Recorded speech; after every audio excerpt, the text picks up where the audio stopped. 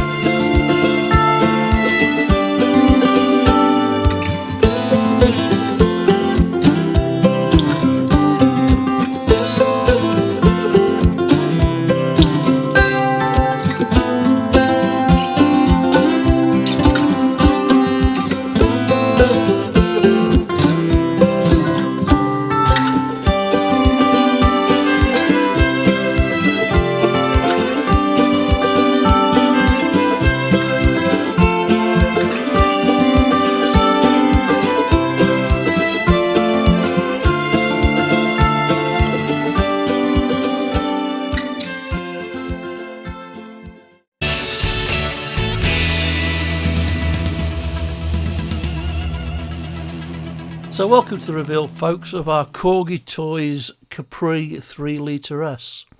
It started out as one version and quickly became another. It was a DMC challenge, and it was to do a TV or film vehicle. So as I said in the intro, I decided to do the Bodie silver 3.0s Capri from the Professionals.